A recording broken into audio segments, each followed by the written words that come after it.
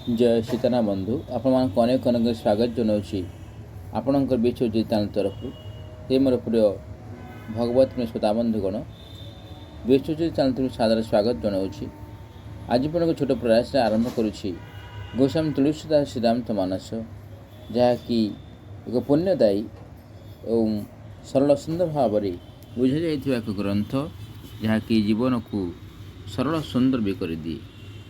जीवन भाषा शिक्षक मिले जीवन चलापथ कि चलैबा शिखी था और विपद समय आम कि तार समाधान करिपरिबा सामना करिपरिबा ताहा भी शिखाए से गोस्वामी तुलसीदास श्रीरामचरित मानस। आसुन बंधु आज से सुंदर मुहूर्त आम आरंभ करवा से परम पुण्यदायी सुंदर यही श्रीरामचरित मानस।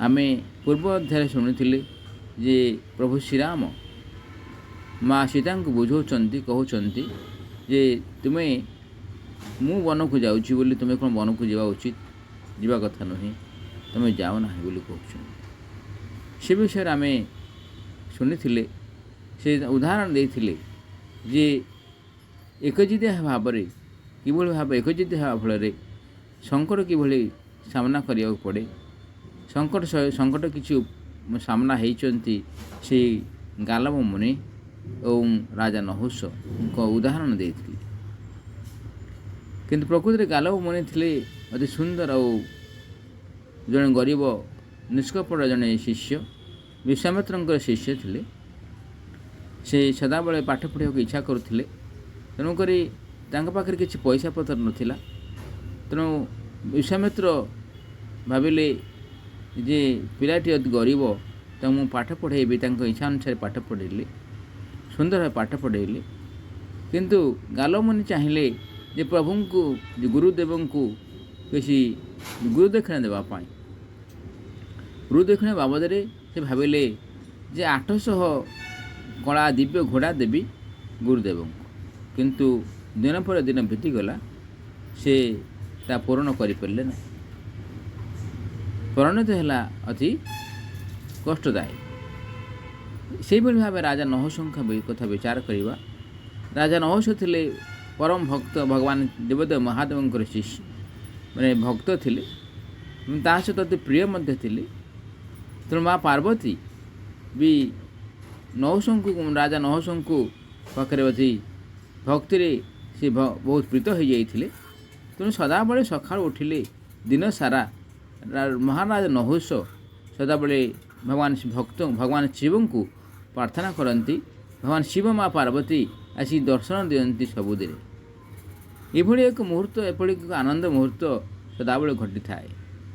ये सब घटी था भितर माँ पार्वती मत चाहिए संतान को झील बालासुंदर विवाह करने विवाह भी कले बहुत सुंदर दाम्पत्य जीवन चलला आशीर्वाद देवदेव महादेव माँ पार्वती को मिली तेणु यही सब मुहूर्त भितर सदाबले प्रजा मान अति भल पाती प्रजारंजन राजा प्रजा को निजर पुत्र संतान भाव में ग्रहण करते पितामाता भी विचार करते तेणु प्रजा मैंने अति सुंदर भाव में राजा नहुष पाखे कालातिपात करुले समस्त भल पाती राजा नहुष को तेणु ये दिन बीतीगला चारिआडे प्रशंसा मिलला जे राजा नहुष महाराज नहुष अति सुंदर भद्र और प्रजारंजन राजा और परम भक्त बोली समस्ते चारिटा डिबिडी बाजिला स्वर्ग मर्त्य पाताल समस्ते बुरी बुरी प्रशंसा कले बुरी बुरी प्रशंसा करने फल देखु बंधु जड़े प्रशंसा को क्या देहरे किए ने किए देहरे नहीं पारना प्रशंसा सदाबले समस्त जी आत्मीयता विचार करती भल विचार करती ग्रहण करती अन्य मैंने ग्रहण करते ना पर मुहूर्त तार क्षति साधन कर भाव में प्रशंसा जाए पहुँचला स्वर्गपुर देवता मानकर सदाबले थाए गुण भाव थाए मनुष्य प्रति तेणु सी चाहिए देवदेव महादेव माने देवता माने नारद मुनि को पठेले कौन करने उच्च पद देवाई नहीं नीचे परिचय करने तेणु देवश्री नारद आसी मर्त्यपुर को राजा नहुष राजा प्रसाद को से कहले आपण एत भूरी भूरी प्रशंसा होची आपण धर्म एत प्रबल हो गला ତେଣୁକରି ଆପଣ ବର୍ତ୍ତମାନ ଏଇଠି ମର୍ତ୍ତ୍ୟପୁରରେ ରହିବା ପାଇଁ ଯୋଗ୍ୟ ନୁହନ୍ତି। ନା କାହିଁକି ନା ମୁଁ ଆପଣଙ୍କ ବର୍ତ୍ତମାନ ହେଉଛି ଇନ୍ଦ୍ରପଦ ପାଇବା ପାଇଁ ଯୋଗ୍ୟ। ତେଣୁ ଆସନ୍ତୁ ଆପଣ ଇନ୍ଦ୍ରପଦ ପାଇବେ, ଇନ୍ଦ୍ରପଦ ଲାଭ କରିବେ, ଇନ୍ଦ୍ରାସନ ବସିବେ। କହିଲେ ନାଇଁ ନାଇଁ, ମୁଁ ଇନ୍ଦ୍ରାସନ ବସିବ ମୁଁ କାହିଁକି ଯିବି? ମୁଁ ପ୍ରଭୁକୁ ସଦାବେଳେ ଦେବଦେବ ମହାଦେବଙ୍କ ମା ପାର୍ବତୀଙ୍କୁ ଦର୍ଶନ କରୁଛି। ତାଙ୍କର ଜଣେ ମୁଁ ସାଧାରଣ ଏକ ଅକିଞ୍ଚନ ବାଳକ। ତେଣୁ ମୁଁ କାହିଁକି ଯିବି? ଆଉ ମୋ ପ୍ରଜାମାନଙ୍କୁ ମୁଁ ନିଜର ଅତି ସ୍ନେହ କରିଥାଏ ଓ ରକ୍ଷା କରିଥାଏ। ତେଣୁକରି ଏଭଳି ପରିସ୍ଥିତିରେ ସଦାବେଳେ ମୁଁ ଭଗବାନଙ୍କ ପାଖରେ ଅତି ଚରଣାଶ୍ରିତ।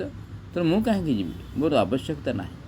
ତେଣୁ ଏଭଳି ଭାବରେ ନାରଦମାନେ ଅନେକ କଥା କହିଛନ୍ତି, ଅନେକ କଥା ବୁଝେଇଛନ୍ତି, ଅନେକ କଥା ପ୍ରଭୁର ପ୍ରଲୋଭନ ଦେଖାଇଛନ୍ତି।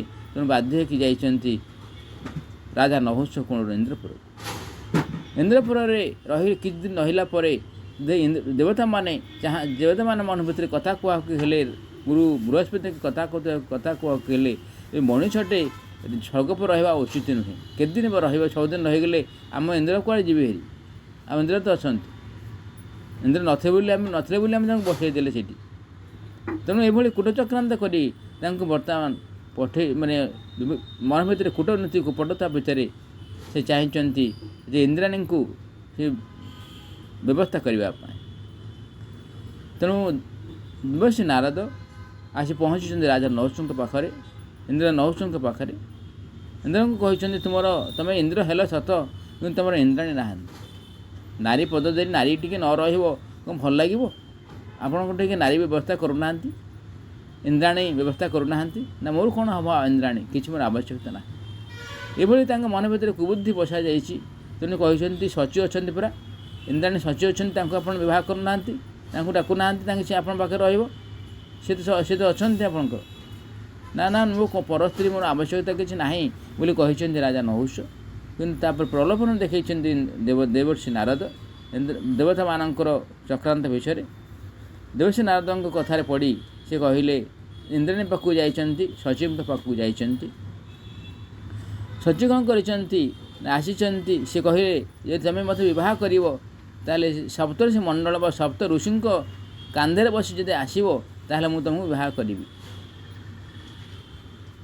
ଏଇଟା ଅସମ୍ଭବ କଥା, ଏଭଳି ତ ଠିକ୍ କଥା ନୁହେଁ। ନା ଯଦି ନ ଆସିବ ତାହେଲେ ମୁଁ ତୁମ ପାଖକୁ ଯିବି ନାହିଁ। ତେଣୁ ସେ ବାଧ୍ୟ ହୋଇକି ସେ କ'ଣ କଲେ, ମାନସିକ ନାରୀ ପ୍ରଲୋଭନରେ ସେ କ'ଣ କଲେ, ସପ୍ତର୍ଷି ଋଷିଙ୍କୁ ଡାକିଲେ। କହିଲେ ମୁଁ କାନ୍ଧରେ ବସେଇକି ସଚିବଙ୍କ ପାଖକୁ ନେଇଯାଅ। କହିଲେ ଅସମ୍ଭବ କଥା, ଏଇଟା ଠିକ୍ କଥା ନୁହେଁ। ତେଣୁ ରାଜା ନହୁଷ କଥାରେ ସପ୍ତର୍ଷି ଋଷିମାନେ ବା ସପ୍ତର୍ଷିମାନଙ୍କ ଋଷିଙ୍କ କାନ୍ଧରେ ବସିଲେ କିଏ? ରାଜା ନହୁଷ। ସପ୍ତ ଋଷିମାନଙ୍କ ଇଚ୍ଛା ତ ନଥାଏ ସେଭଳି ଯିବା ପାଇଁ। ତେଣୁ ସେ ଧୀର ଗତିରେ ଚାଲୁଥାନ୍ତି। ଇଏ କହିଲେ ତୁମେ ଚଞ୍ଚଳ ଚାଲ ବୋଲି ଗୋଇଠା ମାରିଦେଲେ। ତା ପରିଣତି ହେଲା ଆଜି ସେ ଇନ୍ଦ୍ରପଦରୁ ଅଭିଶାପ ଦେଲେ ଋଷିମାନେ ଯେ ତମେ ଇନ୍ଦ୍ର ପାଇଁ ତୁମେ ଯେଉଁ ମୋତେ ଆମକୁ ଯେଉଁ ଧକ୍କା ଦେଲ, ଆମ ଯେଉଁ ଗୋଇଠା ମାରିଲ, ତା ପରିଣତି ହେଉଛି ତୁମେ ମର୍ତ୍ତ୍ୟପୁରରେ ପୁଣି ଅଭିଷିକ୍ତ ହେବ। ସାପ ହେଇକି ଜନ୍ମ ହେବ, କୁପଳାସ ହେଇକି ଜନ୍ମ ଲାଭ କରିବ। ମର୍ତ୍ତ୍ୟପୁରରେ କୁପଳାସ ହେଇ ଜନ୍ମ ଲାଭ କର। ଯେତେବେଳେ ନହୁଷ ସଚେତନ ହୋଇଗଲେ, ଜାଣିପାରିଲେ ଯେ ମୋର ଭୁଲ ହେଲା, ମୁଁ ଭୁଲ କରିଦେଇଛି, ସପ୍ତ ଋଷି ଭଳି ବା ଲୋକମାନଙ୍କ ଋଷି ଭଳି ସପ୍ତ ଋଷିଙ୍କ ପାଖରେ ଅପରାଧ କରିଛି। ତେଣୁ କ୍ଷମା ମାଗିବା ପାଇଁ ପ୍ରସ୍ତୁତ ହେଲେ, କ୍ଷମା ମାଗିଲେ। ସପ୍ତ ଋଷି କହିଲେ ଆମେ ପାଟିରୁ କହିସାରିଛୁ, ସେ ଅନ୍ୟଥା ହେବ ନାହିଁ। ତେଣୁକରି ଗୋଟେ କାମ କରିବ, ତୁମେ ତ ଅତି ପୁଣ୍ୟବାନ, ଅତି ଧର୍ମପରାୟଣ ରାଜା ଥିଲ। ତେଣୁକରି ତୁମକୁ ଭଗବାନ ନିଶ୍ଚିତ ଭାବେ ଦେଖା କରିବେ ଦ୍ୱାପର ଯୁଗରେ। ଭଗବାନ ଶ୍ରୀକୃଷ୍ଣ ଦ୍ୱାପର ଯୁଗକୁ ଆସିବେ। ଦ୍ୱାପର ଯୁଗରେ ଆସିଲା ତୁମେ ସେ ଉଦ୍ଧାର ପାଇବ। ତେଣୁ ଭଗବାନ ଶ୍ରୀକୃଷ୍ଣ ଦ୍ୱାପର ଯୁଗକୁ ଆସିଛନ୍ତି। ଏଠି ରାଜା ନହୁଷ କୃପଳାସ ହେଇକି ଗୋଟେ କୂଅରେ ପଡ଼ିଯାଇଛନ୍ତି। କୂଅରେ ସେ କୃପଳାସ ସାପ ହେଇକି, ଅଜଗର ସାପ ହେଇକି ରହିଯାଇଛନ୍ତି।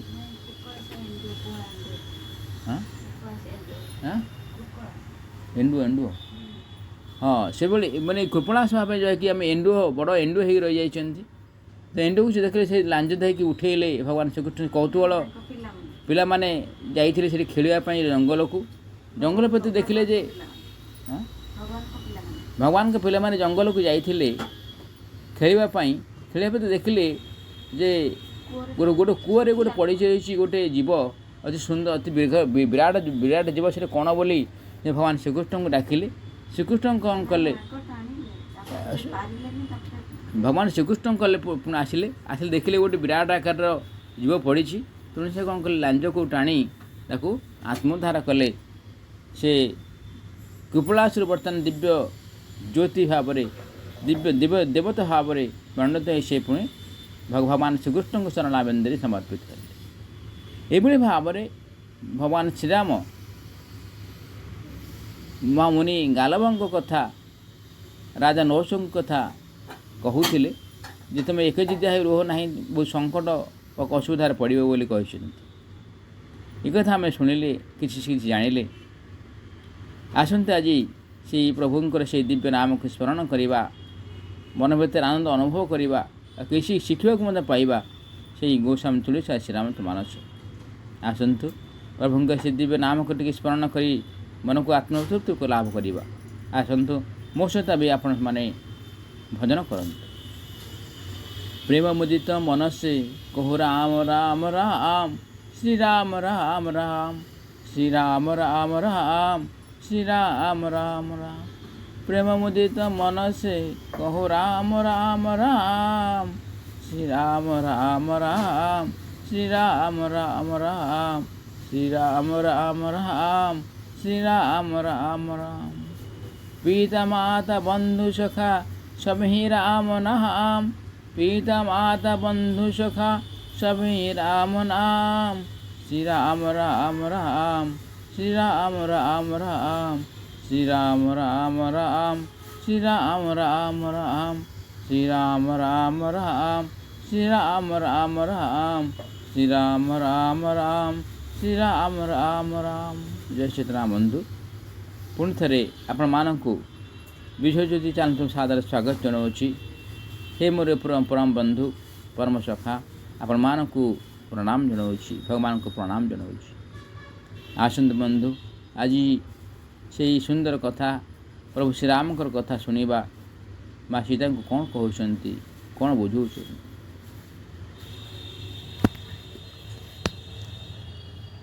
मैं पुनि करी प्रावनो, मैं पुनि करी प्रवान पितुबानी, बेगी फिरब सुनु सुमुखी शयानी।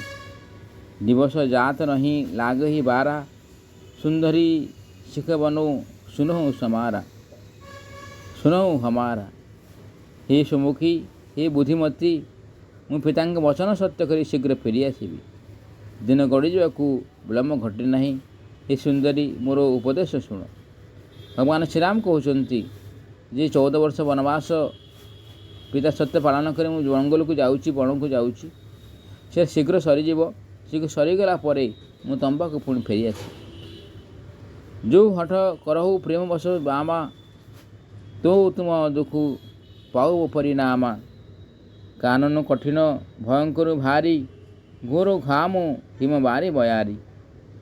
हे बामा, यदि प्रेमर परवश हो जिद धरी बसब, तो परिणाम दुख ही पाइब। बड़ बड़ क्लेशदायक और भयंकर स्थान वन हूँ कष्टदायक और भयंकर स्थान थाए। वन में शीत जपरी प्रचंड, ग्रीष्म वर्षा और पवन सेहीपरि भयंकर। कुश कटंक कुश कंटक मग काकर कानाना, चलब पया देही बिनु पदत्राना। चरण कमल मृदु बंजु तुम्हारे, मारग अगम भूमिधर भारे। अर्थात वनपथ अत्यंत कंकरित, कुश कंटकमय, सी पथरे खाली पादरे चलवाक पड़ो। तुम पाद तो पद्म फूल परि कोमल और सुंदर, अथच पथ अति दुर्गम पर्वतमय। से कहते भगवान श्रीराम कहते माँ सीता को, जी तुम्हें सीना जी धरुच जंगल भितर एत कठिन एत कष्ट, चारिटे खाली कंटा आ कुश और खाल डेपा सब रही, से खाली पादरे चलवाक पड़ो। आ तुम पादटा अति फूल पड़ी पद्म फूल पड़ी अति कोमल सुंदर मध्य। सी प्रथमतः अति दुर्गम ଓ ପର୍ବତମୟ ଚାଲିବା ଅତି କଠିନ ମଧ୍ୟ। କନ୍ଦର ଖୋହ ନଦୀ ନଦ ନାଁରେ ଅଗମ ଅଗାଧ ନ ଯାଇ ନିହାରେ। ଭାନୁ ବାଘ ମୃକ କେହରି ନାଗା କରହି ନାଦ ଶୁଣି ଧୀରଜୁ ଭାଗା। ଅର୍ଥାତ୍ ପାହାଡ଼ର ଗୁମ୍ଫା ନାଳ ନଦ ନଦୀ ପ୍ରଭୃତି ଏତେ ଅଗମ୍ୟ ଓ ଗଭୀର ଯେ ସେସବୁ ଆଡ଼କୁ ଚାହିଁ ସୁଦ୍ଧା ହେବ ନାହିଁ। ବଣରେ ବାଘ ଭାଲୁ ନେଟା ସିଂହ ହାତୀ ଆଦି ଭୟଙ୍କର ପ୍ରାଣୀମାନେ ଏଭଳି ଗର୍ଜନ କରନ୍ତି ଯେ ସେମାନଙ୍କର ଗର୍ଜନ ଶୁଣି ମନୁଷ୍ୟର ଧୈର୍ଯ୍ୟଚ୍ୟୁତି ଘଟେ। ଭୂମି ଶୟନ ବଲକଲ ବସନ ଅସନୁ କନ୍ଦ ଫଲମୂଳ ଦେଇକି ସଦାଶବ ଦୀର ମିଲହି ସବୁ ହିଁ ସମୟ ଅନୁକୂଳ। ଅର୍ଥାତ୍ ଭୂମିରେ ଶୋଇବାକୁ ପଡ଼ିବ, ଗଛର ବକଳ ପିନ୍ଧିବାକୁ ପଡ଼ିବ ଓ ବଣର କନ୍ଦମୂଳ ଓ ଫଳ ଖାଇ ରହିବାକୁ ପଡ଼ିବ। ତା ପୁଣି କ'ଣ ଇଚ୍ଛା ଅନୁସାରେ ସବୁଦିନେ ସବୁବେଳେ ମଧ୍ୟ ମିଳିବ କି? ସବୁକିଛି ତା ସମୟରେ ହିଁ ମିଳିବ। ନର ଆହାର ରଜ ରିଚର ଚରହିଁ କପଟ ବେଶ ବିଧି କୋଟିକ କରହିଁ। ଲାଗ ୟତି ପହାର କର ପାନି ବିଭିନ୍ନ ବିପତ୍ତି ନହି ଯାଇ ବଖାନି। ବଣରେ ମଣିଷଖିଆ ରାକ୍ଷସମାନେ ବୁଲୁଥାନ୍ତି। ସେମାନେ ପୁଣି ବିଭିନ୍ନ ପ୍ରକାର କପଟ ରୂପ ଧରନ୍ତି। ବଣ ପର୍ବତର ପାଣି ଦେହରେ ଯାଏ ନାହିଁ। ବଣର ବିପତ୍ତି ଗୁଡ଼ାକ କଥାରେ କହିହେବ ନାହିଁ। ବ୍ୟାଲ କରାଲ ବିହଗ ବନ ଘୋରା ନିଶିଚର ନିକର ନାରୀ ନର ଚୋରା। ଦର ପହିଁ ଧୀର ଗହନ ସୁଧି ଆଏ ମୁଗଲୋଚନୀ ତୁମ ଭୀରୁ ଶୋଭାଏ। ଅର୍ଥାତ୍ ବଣରେ ଭୟଙ୍କର ସାପ ଅଛନ୍ତି, ପକ୍ଷୀ ମଧ୍ୟ ଅଛନ୍ତି, ନର ନାରୀଙ୍କୁ ଚୋରାଇ ନେଇଯାଉଥିବା ଦଳ ଦଳ ରାକ୍ଷସ ରହନ୍ତି। ବନରେ ଭୟଙ୍କରତା ମନେ ପଡ଼ିଯିବା ମାତ୍ରେ ଧୈର୍ଯ୍ୟବାନ ପୁରୁଷମାନେ ମଧ୍ୟ ସୁଦ୍ଧା ଡରିଯାଆନ୍ତି। ପୁଣି ହେ ମୃଗ ନୟନୀ ତୁମେ ତ ସହଜେ ଡର କୋଳି। ହଂସ ଗବନି ତୁମ ନହିଁ ବନୁ ଯୋଗୁ ଶୁଣି ଅପଯଶୁ ମୋହି ଦେହି ଲୋଗୁ। ମାନସ ସଲିଳ ସୁଦ୍ଧା ପ୍ରତିପାଲି ଜିଇକି ରବନ ପୟୋଧି ମରାଲି। ଅର୍ଥାତ୍ ହେ ମରାଳ ଗାମିନୀ ତୁମେ ବନ ପାଇଁ ଯୋଗ୍ୟ ନୁହେଁ। ତୁମେ ବନକୁ ଯାଉଛ ବୋଲି ଶୁଣିଲେ ଲୋକେ ମୋତେ ନିନ୍ଦା କରିବେ। ମାନ ସରୋବରର ଅମୃତ ସମ ଜଳରେ ପାଳିତା ହଂସୀ କ'ଣ କେବେ ଲବଣ ସମୁଦ୍ରରେ ବଞ୍ଚିପାରିବ? ଏ ମା ସୀତାଙ୍କୁ ମା ଜାନକୀଙ୍କୁ କହୁଛନ୍ତି ପ୍ରଭୁ ଶ୍ରୀରାମ ଯେ ତୁମ ଭଳି ଅତି କୋମଳ ସୁକୋମଳ ମନର ପ୍ରାଣ ସେ କେବେ ଏଇଭଳି ସଙ୍କଟମୟ ଜାଗାକୁ ଯିବା ଉଚିତ କି? ତୁମେ ଯେ ଯିବ ହରି ମୋତେ ସମସ୍ତେ ନିନ୍ଦା କରିବେ, ତେଣୁକରି ତୁମେ ଯାଅ ନାହିଁ। ସେ କହୁଛନ୍ତି ମାନସ ସରୋବରରେ ହଂସୀ ଯେଭଳି ହଂସୀ ଶୋଇ ସଦାବେଳେ ଖେଳୁଥାଏ, ସଦା ବୁଲୁଥାଏ, ସିଏ କ'ଣ ଯାଇକି ଲୁଣ ସମୁଦ୍ରରେ ବା ସମୁଦ୍ରରେ ଲୁଣ ଜଳରେ ବା ସମୁଦ୍ରରେ କ'ଣ ପହଁରିବା ସମ୍ଭବ କି? ତେଣୁକରି ହେ ଜାନକୀ ହେ ମୃଗ ନୟନୀ ତୁମେ ଯାଅ ନାହିଁ ମୋ ସାଙ୍ଗରେ। କାହିଁକି ନା ପଥ ଅତି କଙ୍କରିତ, ପଥ ଅତି କଣ୍ଟକମୟ, ଭୟ ବି ରହିଛି। ତେଣୁକରି ସଦାବେଳେ ବିପଦ ହିଁ ରହିଛି। ଖାଇବାକୁ ମଧ୍ୟ ସବୁବେଳେ ମିଳିବ ନାହିଁ, ବସ୍ତ୍ର ପିନ୍ଧିବାକୁ ମିଳିବ ନାହିଁ। ତେଣୁକରି ସଦାବେଳେ କଷ୍ଟ ସଦାବେଳେ କେତେବେଳେ ପବନ ବହୁଥିବ, କେତେବେଳେ ଗ୍ରୀଷ୍ମ ବର୍ଷା କରୁଥିବ, କେତେବେଳେ ଜଳ ବର୍ଷା କରୁଥିବ, କେତେବେଳେ ଶୀତ ହେଉଥିବ, ସମ୍ଭାଳିବା କଷ୍ଟକର ହୋଇଥାଏ। ତେଣୁକରି ତୁମେ ତ ଅତି ଡରକୁଳି ମଧ୍ୟ, ତେଣୁକରି ଯିବା ସମ୍ଭବ ନୁହେଁ। ତୁମେ ଯାଅ ନାହିଁ, ତୁମେ ରାଜପ୍ରସାଦରେ ରହିଥାଅ, ମାଙ୍କର ସେବା କର। ଏଭଳି ଭାବରେ ପ୍ରଭୁ ଶ୍ରୀରାମ ମା ସୀତାଙ୍କୁ ବୁଝାଉଛନ୍ତି। ନବ ରସାଲ ବନ ବିହର ନଶିଲା ସୋହକି କୁକିଲ ବିପିନ କରିଲା। ରହୁ ଭବନ ଅସ ହୃଦୟ ବିଚାରି ଚନ୍ଦ ବଦନୀ ଦୁଃଖ କାନନ ଭାରି। ଅର୍ଥାତ୍ ନବୀନ ଆମ୍ର ବନରେ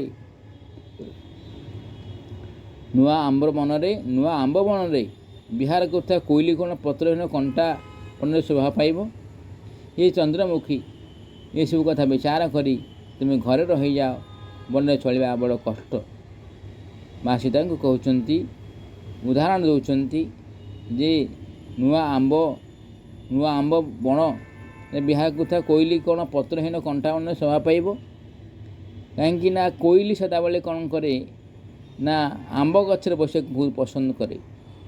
ଅନ୍ୟ ଗଛ ବସିବା ଅପେକ୍ଷା ବସନ୍ତ ଋତୁ ଯେତେବେଳେ ସୁନ୍ଦର ପନ୍ଦର ପତ୍ର ବାହାରେ, ଆମ୍ବ ଗଛରେ ନୂଆ ନୂଆ ପତ୍ର ବାହାରେ, ଆମ୍ବ ଫଳେ, ସେଠି ସେ କ'ଣ କରେ ନା କୋଇଲି କୁହୁ କୁହୁ ଶବ୍ଦ ରାବିଥାଏ।